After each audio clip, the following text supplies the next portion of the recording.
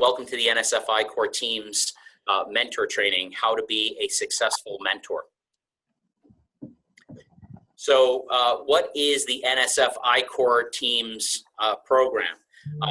In Core, the teams are really learning to create and immediately test hypotheses out in the field, right? They're looking for essentially problem solution fit of technology innovation. And so the main point here is that this is done by talking to 100 plus potential customers in 7 weeks. So just as a little bit of level setting for me, who was unaware that this is a 7-week program and that they have to talk to 100 plus people during the 7 weeks? Just show of hands, who was unaware of that? I didn't hear about 100 plus. I didn't know about 100 plus. I knew about 7. Oh, okay, very good. Okay, and that's fine. I just wanted to get a little bit of feedback on what people know coming into this. So thank you for that. Yeah, I think that's really the big thing to take away from this slide. The reality is that we're trying to give the teams this immersive experience by talking to 100 real potential customers, making sure that they're, again, testing real hypotheses out in the field, and they have 7 weeks to do so.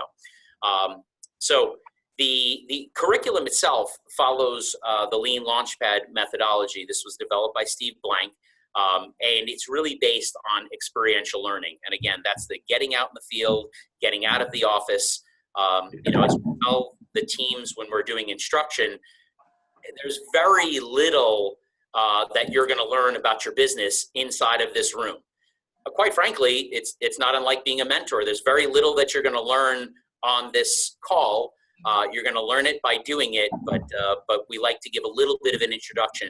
So you could imagine that this is to mentors as the national program and the curriculum is to the teams.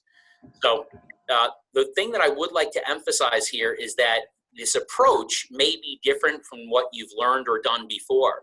So if you have a heavy acceleration or commercialization background, the reality is that you might be thinking, all right, we're just going to go out and we're going to start testing solutions, and we're going to tell people what we're doing. We're going to talk about our technology. And the fact is that that's not what this is about. This is about doing what's called customer discovery or ethnography, and really getting customers to open up about their real pains. So I do want to highlight what you see on the right side of this slide. It's giving this entrepreneurial mindset to the teams, and that's what you're doing. You're really going to be the guides for these teams. You're going to be the on-team extension of the teaching team. So we'll explain that concept in a little bit. But you are going to be our eyes and ears and an extension of us when you're working with the teams. So as we like to say, the most important outcome is the experiential learning itself. We're not trying to do, certainly there's a certain volume of effort that the teams need to expend. The NSF is, as we call it, they're investing $1 million in the room. And that means that they're spending a lot of time and energy and financial capital. But at the end of the day, we're really trying to teach entrepreneurial leads and technical leads, the process of customer discovery. So again, the most important outcome is really the experiential learning. And we'll talk a little bit about that in a few minutes. So what are experiential learning goals? We're going to teach this entrepreneurially. Oh, I have a question. Somebody with 315? Okay, all right. If you have any questions, raise your hand. I'm going to ask Evan to look at the slides, and I will stop talking at any moment. I can clarify anything you wish. I am incredibly available, by the way, outside of this. So feel free if you have any specific questions that you think of in a half hour or a couple of days from now, you can always call me to follow up. Please do. So the experiential learning goals, we are trying to teach an entrepreneurially minded researcher this repeatable process that they can really use to evaluate the potential of any idea. And that really means, teaching them to, in a very objective fashion, assess what they're doing, how they're talking to potential customers, teaching them the skills to be very open-minded and open-hearted. I've learned that over the times we wind up doing a lot of deaf courses here. So that's open-minded, open-hearted. This idea of going into these interviews with, even though you know what's in the back of your mind, you have a hypothesis you want to test, you know what your product or service is, you have to do your best to not talk about that. So what we're trying to do is teach them this repeatable process, this evaluative process that they can really apply to anything.